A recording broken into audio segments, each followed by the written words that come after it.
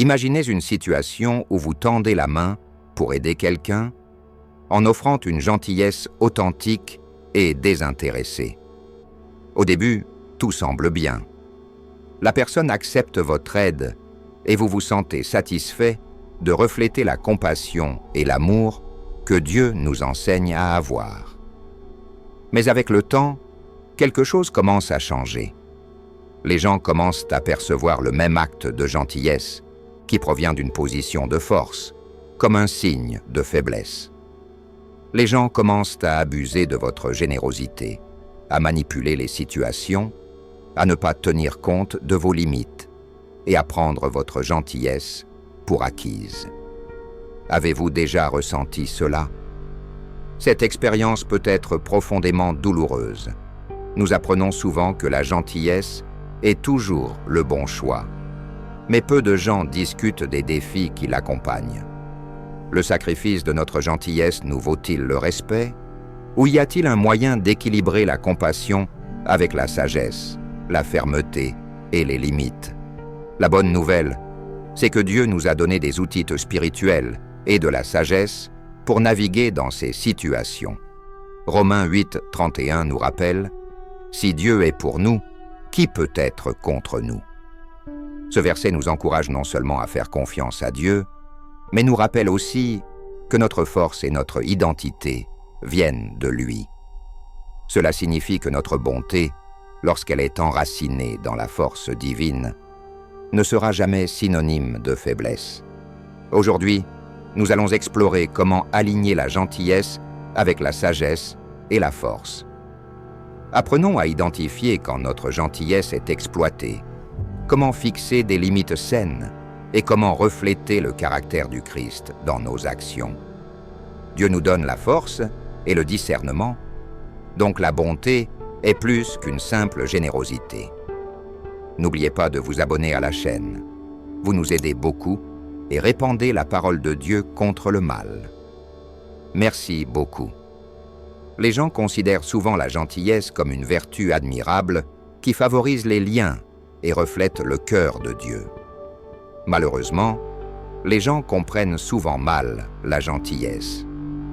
Pour certains, être gentil est synonyme d'être soumis, faible ou incapable de se défendre.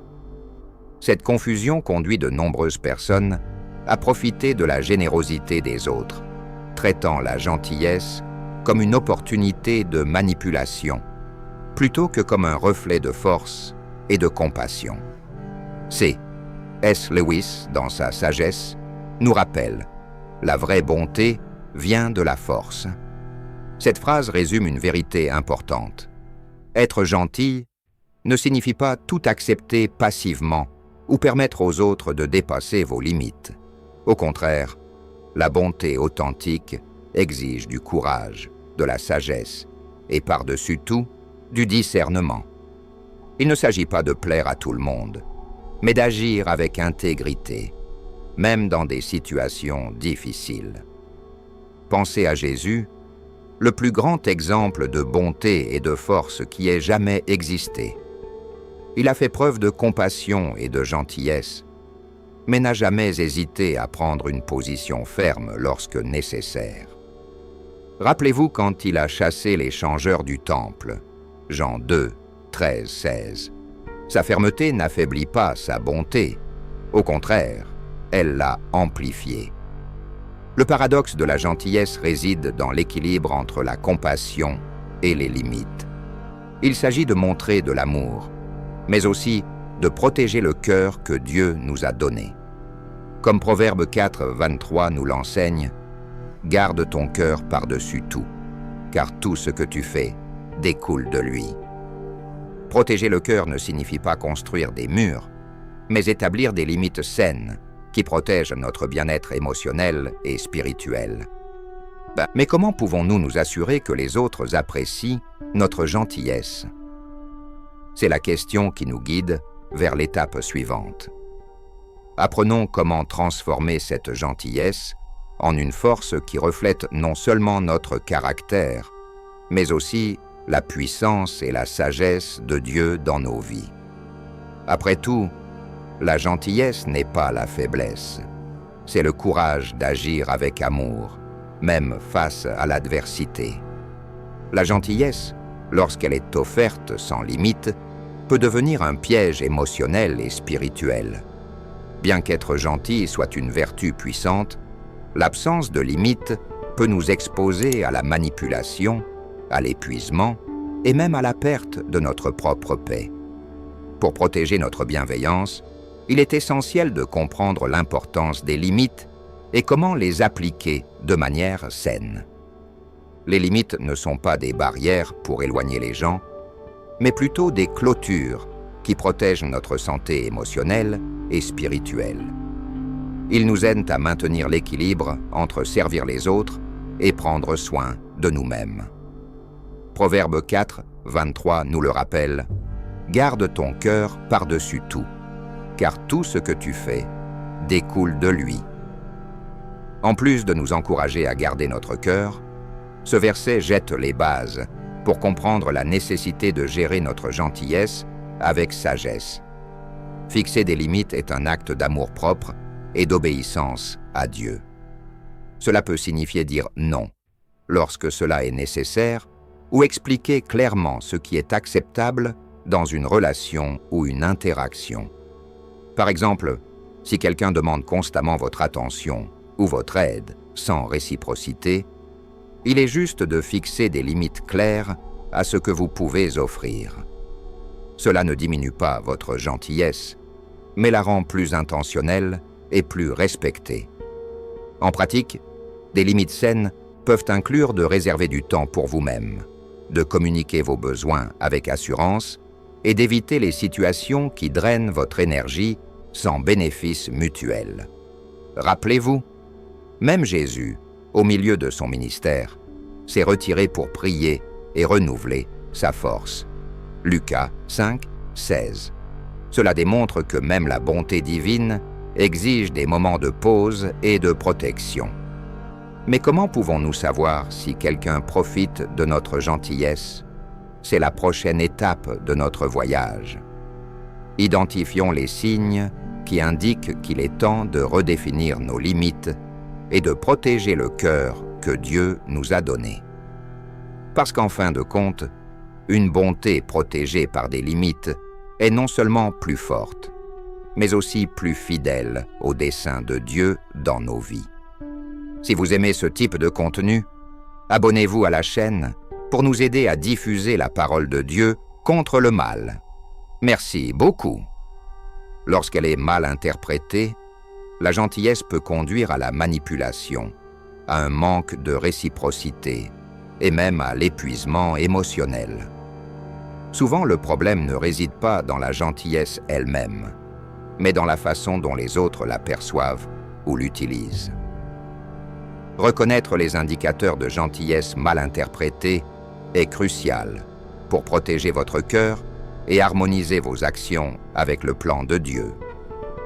L'un des signes les plus évidents est la manipulation émotionnelle.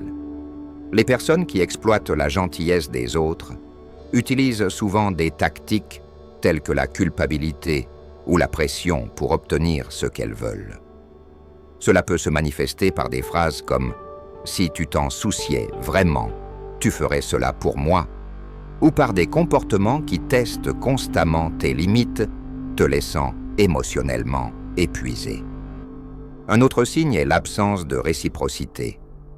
La gentillesse authentique n'attend rien en retour, mais les relations saines doivent avoir un certain équilibre. Se rendre compte que vous donnez constamment, sans recevoir de soutien ou de soins, peut signaler que quelqu'un profite de votre gentillesse.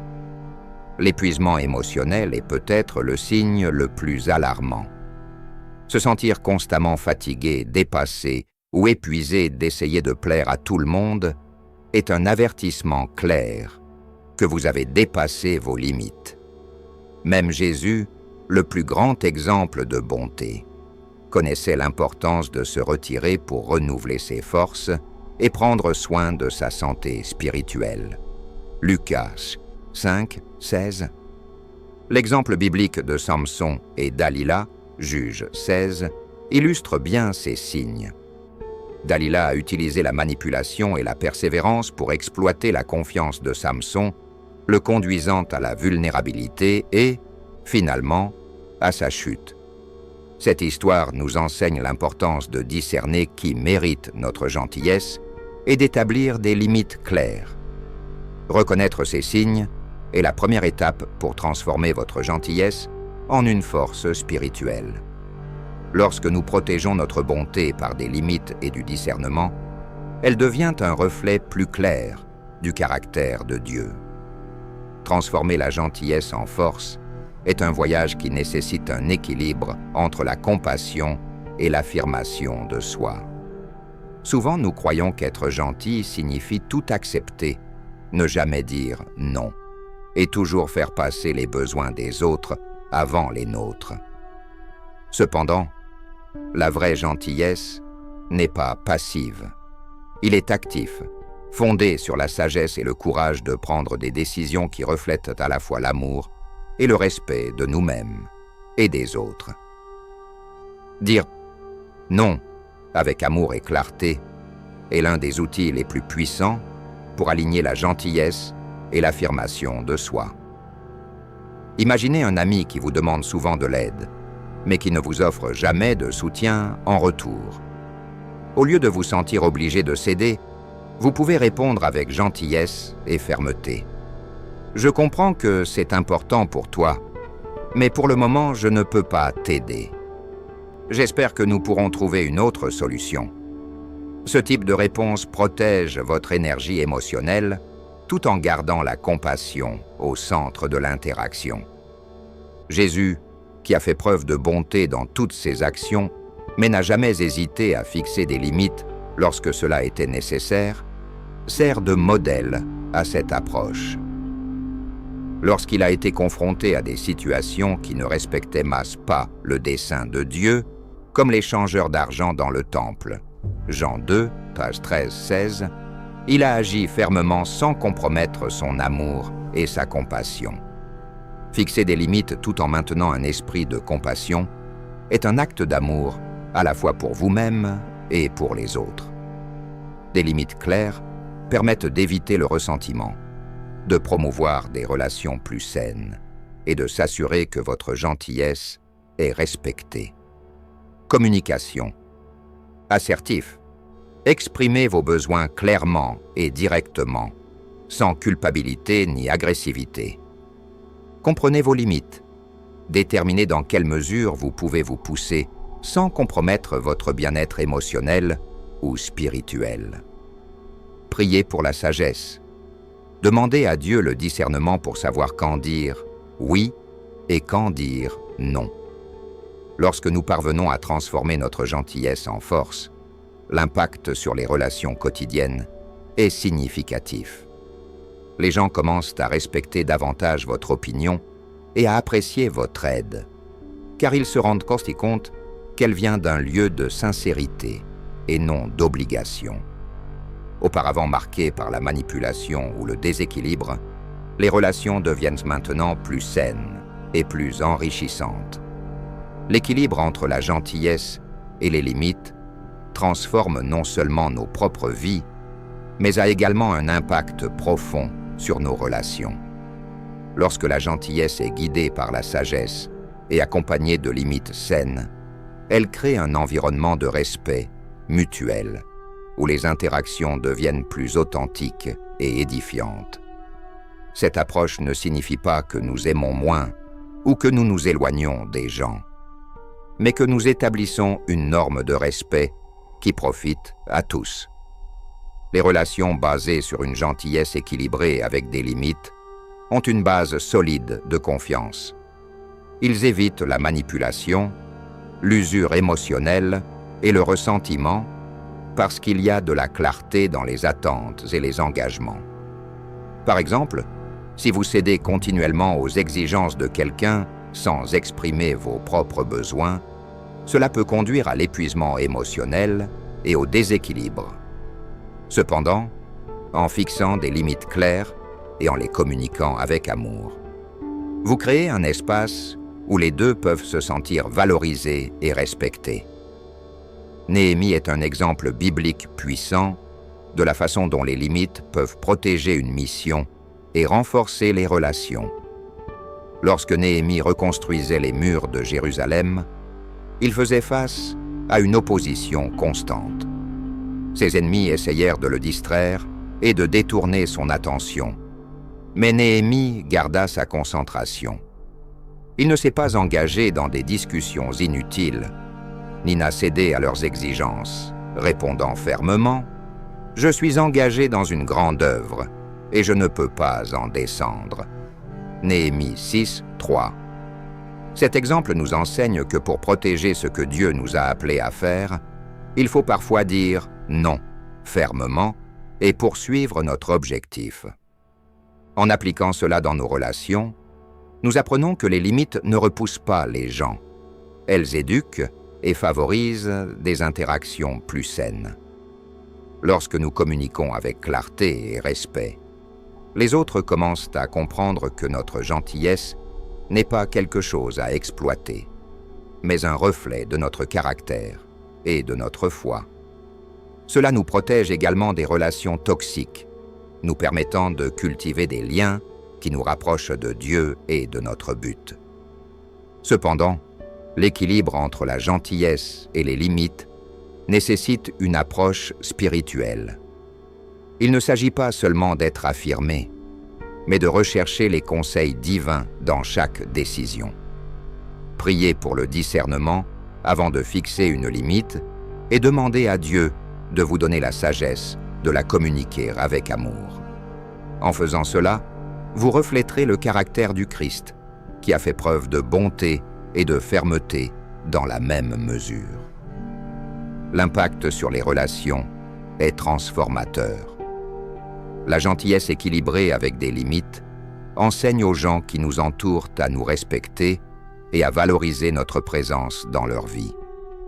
Cela crée un environnement où l'amour, la compassion et la vérité peuvent s'épanouir. Et en même temps, il nous protège émotionnellement et spirituellement, nous permettant de continuer à servir Dieu d'une manière saine et fidèle.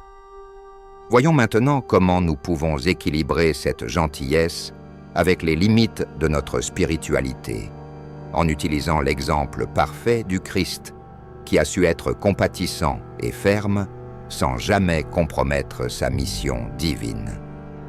Comment pouvons-nous utiliser cette approche pour nous aligner encore plus sur les principes spirituels? La gentillesse authentique n'est pas synonyme de soumission ou d'acceptation de comportements abusifs. Malheureusement, les gens confondent souvent la gentillesse et la faiblesse, croyant qu'être gentil signifie tout tolérer.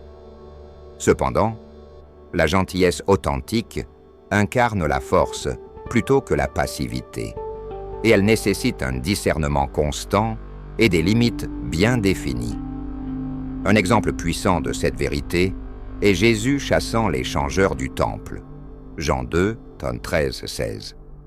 À ce moment-là, il a montré que la bonté ne signifie pas rester silencieux face à une mauvaise action. Jésus a agi avec fermeté et autorité, protégeant la sainteté du temple et indiquant clairement que la compassion n'annule pas la nécessité de la justice et de la justice.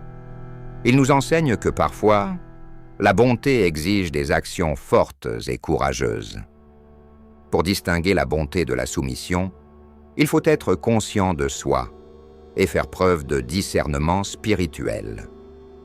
Être gentil ne signifie pas permettre aux autres de franchir nos limites ou prendre notre générosité pour acquise. Au contraire, la vraie bienveillance reconnaît sa valeur et sait quand il est nécessaire de dire non, pour se protéger et protéger les autres. De plus, il est essentiel de se rappeler que fixer des limites et tenir bon ne diminue pas notre gentillesse. Au contraire, il le renforce. Lorsque nous agissons avec fermeté, nous protégeons le dessein divin dans notre vie et nous reflétons l'image du Christ, qui était compatissant mais jamais permissif avec le mal. Cette compréhension nous protège non seulement émotionnellement et spirituellement, mais nous permet également d'utiliser notre gentillesse plus efficacement. Lorsque nous savons clairement ce qui est acceptable et ce qui ne l'est pas, nous influençons positivement les autres, démontrant que la gentillesse peut coexister avec la force et la sagesse divine. Et c'est cette combinaison de force et de compassion qui nous prépare à la prochaine étape. Utiliser notre gentillesse pour inspirer et transformer l'environnement qui nous entoure. La gentillesse, sans sagesse, peut devenir vulnérable à l'exploitation. C'est pourquoi la sagesse est un complément essentiel pour que notre bonté soit vraiment efficace et alignée avec le dessein de Dieu. Être gentil n'est pas seulement une question d'agir avec compassion, mais aussi de savoir comment et quand agir, afin que notre générosité soit le reflet de la volonté divine et non une occasion d'abus ou de malentendus. Jacques 1:5 nous encourage. Si quelqu'un de vous manque de sagesse, qu'il la demande à Dieu, qui donne à tous libéralement et sans reproche, et on la lui donnera. Ce verset nous rappelle que la sagesse n'est pas quelque chose que nous acquérons par nos propres efforts, mais un don de Dieu pour ceux qui cherchent sa direction. Avant de prendre des décisions qui impliquent de la gentillesse ou de la générosité, nous devons demander du discernement pour comprendre la situation et agir de la manière la plus alignée avec la volonté divine. La sagesse nous aide aussi à identifier les intentions derrière les actions des gens qui nous entourent. Dans les moments de conflit ou lorsque nous sommes confrontés à des demandes qui nécessitent notre aide, la sagesse nous permet de nous poser des questions cruciales. Est-ce que cela correspond à ce que Dieu désire pour moi? Cette personne cherche-t-elle une aide véritable ou essaie-t-elle d'en profiter? Ces réflexions protègent non seulement notre gentillesse, mais nous aident également à offrir un soutien plus efficace. Jésus a démontré la combinaison parfaite de gentillesse et de sagesse dans ses interactions. Il savait exactement comment agir dans chaque situation, discernant les intentions des gens et réagissant en conséquence. Un exemple clair est lorsqu'il a traité avec les pharisiens qui essayaient de le tester sur le paiement des impôts. Matthieu 22.15-22. Jésus a répondu avec la sagesse divine, les laissant sans voix et révélant la vérité sans compromettre sa mission. En pratique, l'application de la sagesse à la bonté peut inclure des actions telles que prendre le temps de prier avant de prendre une décision, demander conseil dans les Écritures ou consulter un mentor spirituel. Cela nous aide à éviter les réactions impulsives et à aligner nos actions sur la volonté de Dieu. La sagesse nous protège également émotionnellement, car elle nous permet de reconnaître quand nous nous épuisons ou que nous nous impliquons dans des situations malsaines. Il nous guide pour offrir de l'aide sans sacrifier notre santé spirituelle ou émotionnelle. Lorsque la gentillesse est guidée par la sagesse, elle devient une force puissante qui a un impact positif, non seulement sur nos vies, mais aussi sur la vie de ceux qui nous entourent. Cette combinaison nous donne le pouvoir de gérer les conflits plus efficacement, reflétant le caractère du Christ dans tout ce que nous faisons. Maintenant, comment la sagesse peut-elle nous aider à naviguer dans des situations de conflit qui mettent notre gentillesse à l'épreuve? Si vous aimez ce type de contenu, n'oubliez pas de vous abonner à la chaîne. Vous nous aidez à continuer à diffuser la parole de Dieu contre le mal. Merci beaucoup. La gentillesse est souvent associée à la paix et à l'harmonie. Mais il y a des moments où être vraiment gentil nécessite le courage d'affronter les mauvais comportements. L'amour et l'engagement envers la vérité sont les moteurs de ce type de confrontation, au lieu de la colère ou du désir de représailles. Confronter quelqu'un peut être un acte de gentillesse, surtout lorsque notre objectif est de corriger, de protéger ou d'aider cette personne à grandir. Un exemple puissant de cette approche est Nathan, confrontant le roi David dans 2 Samuel 12. Après le péché de David avec Bethsabée et le meurtre d'Uri, Dieu a envoyé le prophète Nathan pour demander des comptes à David. Nathan use de sagesse en s'adressant au roi, lui racontant une parabole qui éveilla le sens de la justice de David avant de révéler la vérité. Cette confrontation a non seulement amené David à la repentance, mais a également ouvert la voie à sa restauration spirituelle. Cet exemple nous enseigne que la confrontation, lorsqu'elle est faite avec amour et sagesse, peut être un catalyseur de transformation et de guérison. Cependant, nous devons aborder la confrontation avec soin et prière pour nous assurer que Dieu, et non des émotions impulsives, guide nos paroles. Avant d'approcher quelqu'un, prenez un moment pour prier et chercher le discernement. Demandez à Dieu de vous donner les paroles justes et l'attitude correcte afin que votre message soit reçu avec clarté et amour. Lorsque vous êtes confronté à de mauvais comportements, il est important de se rappeler que le but n'est pas de gagner une dispute, mais de construire une relation plus forte, alignée sur la vérité. Soyez clair et direct, mais aussi compatissant. Utilisez des phrases comme « j'ai remarqué que » ou « je sens que » pour exprimer vos préoccupations sans accuser. Cela démontre du respect pour l'autre personne tout en abordant la situation de manière constructive. Les gestes de réconciliation peuvent maintenir ou rétablir l'harmonie même après une confrontation nécessaire. David, par exemple, a fait preuve d'une repentance sincère après la confrontation de Nathan, et Dieu l'a restauré. Dans nos relations, offrir un espace pour la repentance et la réconciliation est une extension de notre gentillesse et de notre engagement envers la vérité. La confrontation avec l'amour est une démonstration de gentillesse mature et enracinée. Ce n'est pas facile, mais c'est essentiel lorsque nous cherchons à refléter le caractère de Dieu dans nos interactions. Lorsque nous sommes confrontés à ces situations, nous démontrons notre engagement à dire la vérité, même lorsque cela exige du courage. Mais comment pouvons-nous nous assurer que l'harmonie demeure et que les relations s'épanouissent après une confrontation? Vivre la bonté ancrée dans la foi est un acte de force et de confiance en Dieu. Il ne s'agit pas seulement d'être gentil dans des actions isolées, mais de permettre à notre gentillesse d'être une expression continue de notre spiritualité.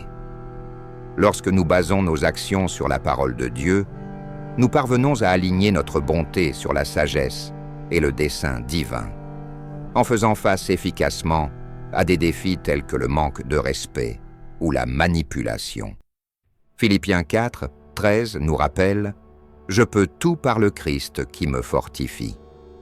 Ce verset nous donne l'assurance que la vraie bonté ne vient pas de notre propre force, mais de la force que Dieu nous accorde.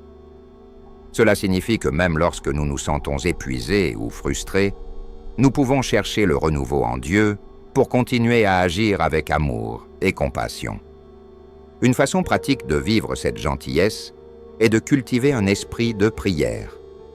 Avant d'agir, prenez un moment pour prier, demandez des conseils et du discernement. Demandez à Dieu comment vous pouvez refléter son amour dans chaque situation. Cela nous aide non seulement à éviter les réactions impulsives, mais nous renforce également spirituellement. Un autre exemple pratique est la pratique de la gentillesse avec équilibre. Cela peut signifier dire oui avec enthousiasme lorsque nous pouvons aider, mais aussi dire non avec amour lorsque nous devons protéger notre santé émotionnelle et spirituelle. Cette approche nous permet d'agir généreusement sans nous sentir dépassés ou exploités.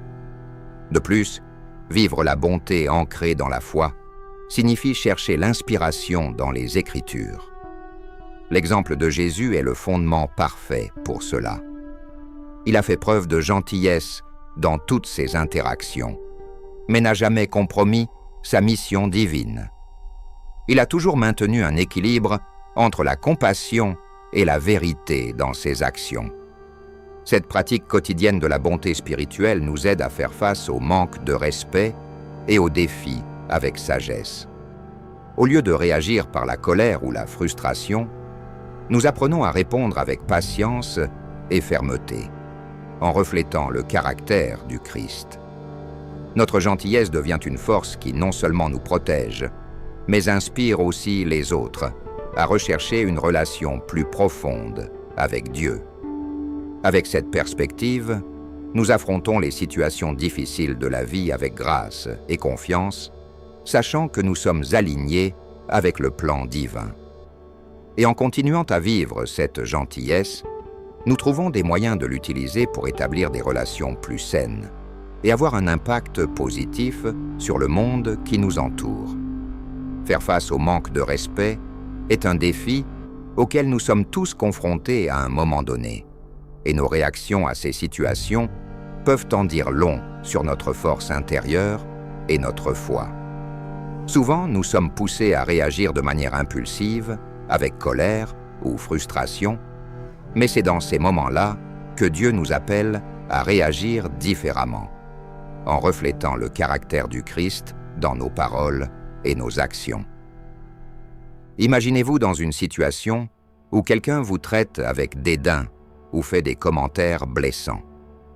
Le premier élan peut être de répliquer ou de se défendre, mais Jésus nous montre une autre voie.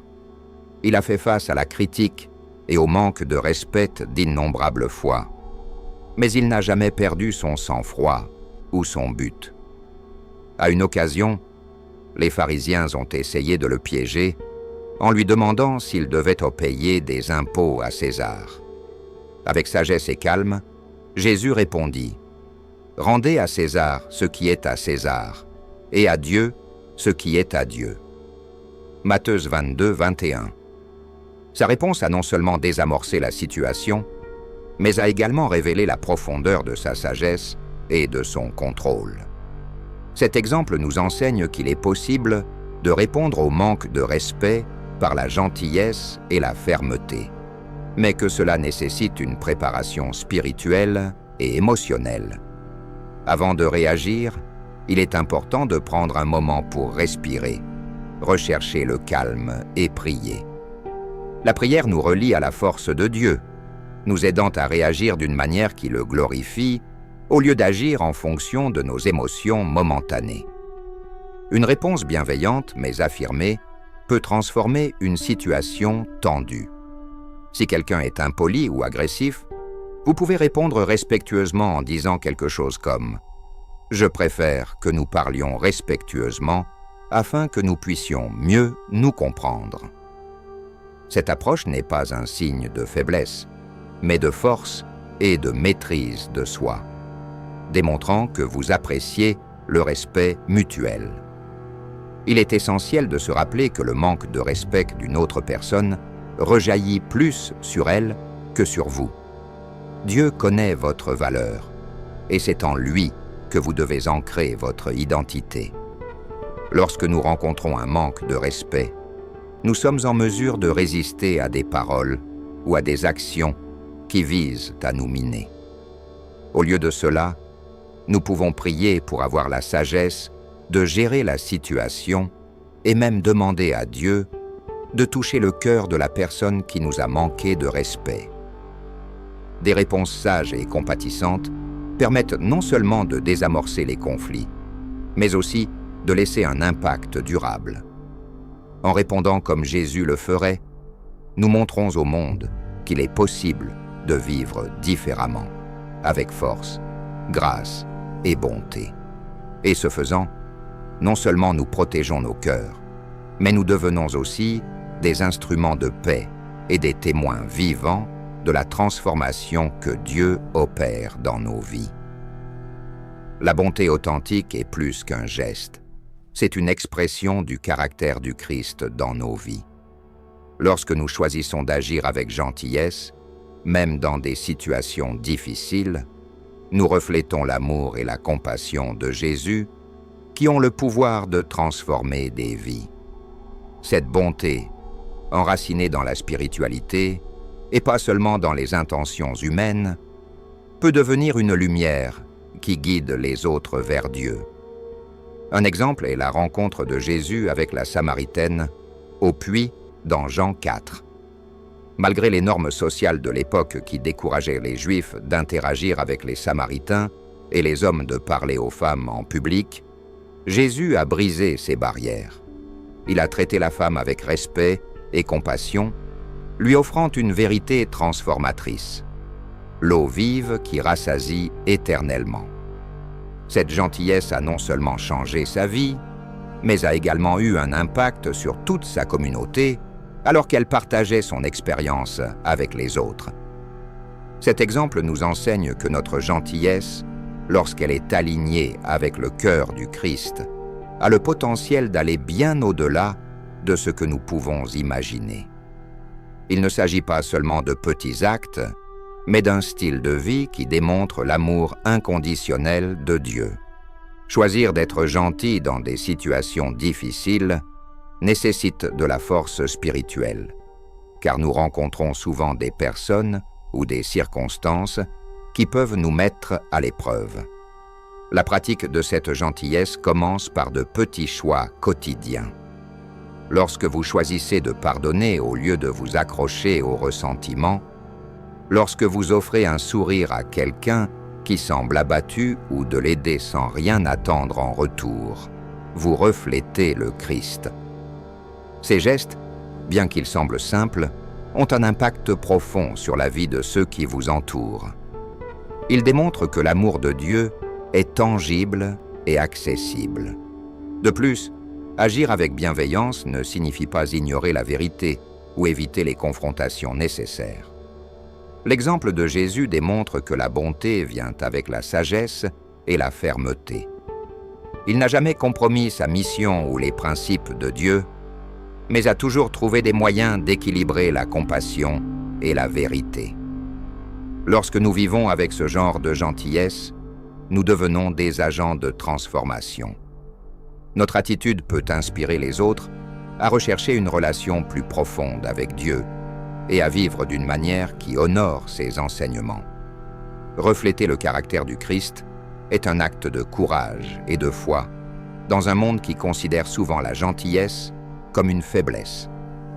Cette gentillesse, pratiquée avec sagesse et force, nous aide à avoir un impact sur le monde qui nous entoure, apportant la lumière du Christ dans les lieux de ténèbres et d'incertitude. Et c'est cette gentillesse qui nous prépare à l'étape suivante. Utiliser nos vies comme un témoignage vivant de la puissance transformatrice de Dieu. La bonté authentique n'est pas seulement le reflet de nobles intentions ou d'une bonté superficielle, elle naît d'une profonde transformation spirituelle, d'un processus par lequel Dieu travaille dans nos cœurs pour nous rendre plus semblables au Christ. Un cœur et un esprit renouvelés, fortifiés par la présence de Dieu dans nos vies, soutiennent cette bonté. Ézéchiel 36, 26 exprime cette vérité avec force. « Je te donnerai un cœur nouveau, et je mettrai en toi un esprit nouveau. » Lorsque nous permettons à Dieu de transformer notre moi intérieur, nos actions ne sont plus guidées par des intérêts personnels ou la recherche de l'approbation, mais par un désir sincère de refléter l'amour de Dieu. Cette transformation spirituelle nous permet de faire preuve de gentillesse de manière constante, même dans des circonstances difficiles. Cultiver cette bonté authentique commence par l'abandon de notre vie à Dieu. C'est un processus quotidien de recherche de sa direction par la prière, la méditation de sa parole et la permission du Saint-Esprit d'œuvrer en nous. Lorsque nous nous alignons sur le caractère du Christ, notre bonté cesse d'être un effort et devient une expression naturelle de qui nous sommes en Dieu. Notre volonté de servir les autres sans rien attendre en retour est une autre manifestation de cette gentillesse. Lorsque nous aidons quelqu'un dans le besoin, que nous lui adressons des mots d'encouragement ou que nous faisons simplement preuve d'empathie, nous reflétons la bonté que Dieu nous a montrée. De petits actes peuvent avoir un impact profond, surtout lorsqu'ils sont accomplis avec un cœur sincère et un esprit volontaire. De plus, la bonté authentique exige discernement et sagesse. Il ne s'agit pas de permettre aux autres de nous avantager ou d'ignorer nos propres besoins. Au contraire, la bonté qui vient de Dieu nous enseigne à fixer des limites saines et à agir de manière équilibrée afin que nous puissions continuer à servir efficacement et avec joie. Cette transformation change non seulement la façon dont nous interagissons avec les autres, mais sert également de témoignage vivant de la puissance de Dieu. Notre gentillesse peut inspirer les personnes qui nous entourent à rechercher un lien plus profond avec Dieu et à adopter une vie de compassion et de service. Témoigner avec votre gentillesse est l'une des formes les plus puissantes d'évangélisation. Dans un monde souvent marqué par l'indifférence et l'égoïsme, les actes de bonté authentique se manifestent comme une expression tangible de l'amour de Dieu. Chaque acte de compassion, aussi petit soit-il, peut être le reflet du caractère du Christ, toucher les cœurs et inspirer la transformation. Jésus nous a appelés à faire briller notre lumière devant les hommes, comme il est écrit dans Matthieu 5, 16. « Que ta lumière brille devant les hommes, afin qu'ils voient tes bonnes œuvres et glorifient ton Père qui est aux cieux. » Lorsque nous faisons preuve de gentillesse, nous créons des occasions pour les autres de percevoir Dieu en nous. Ce type de témoignage ne dépend pas de paroles ou de discours éloquents, mais d'actions simples et cohérentes qui démontrent l'impact de l'amour divin dans nos vies. L'utilisation de la gentillesse comme outil d'évangélisation commence par l'intention de servir sincèrement les autres. Qu'il s'agisse d'aider un voisin dans le besoin, de faire preuve de patience dans des situations difficiles ou d'offrir des paroles d'encouragement, chaque acte crée une occasion de partager l'Évangile de manière pratique. Lorsque nous vivons les principes de Dieu, les gens deviennent plus réceptifs à entendre parler de lui. De plus, votre gentillesse peut créer un impact durable. Souvent, c'est par des actions bienveillantes que les cœurs endurcis commencent à s'ouvrir à la vérité. Lorsque nous faisons preuve d'amour et d'empathie inconditionnelle, nous montrons qu'il y a quelque chose de différent en nous, quelque chose qui vient de Dieu. En vivant dans ce but, chaque acte de bonté devient un témoignage vivant, indiquant la puissance transformatrice de Dieu dans votre vie. Notre pratique quotidienne change le monde et renforce notre cheminement spirituel, nous préparant à avoir un impact sur plus de vies avec l'amour du Christ. La gentillesse est une force puissante lorsqu'elle est associée à la sagesse, à des limites saines et à la force spirituelle. En vivant de cette façon, nous reflétons le caractère du Christ, transformons nos relations et avons un impact sur le monde qui nous entoure. Réfléchis à la façon dont ces leçons peuvent s'appliquer à ta vie et à la façon dont ta gentillesse peut démontrer l'amour de Dieu. Écrivez dans les commentaires comment vous comptez appliquer ces vérités dans votre vie quotidienne. Partagez ce message avec quelqu'un qui a besoin de l'entendre et abonnez-vous à la chaîne pour des réflexions spirituelles plus transformatrices. Vivons ensemble avec bienveillance, force et détermination.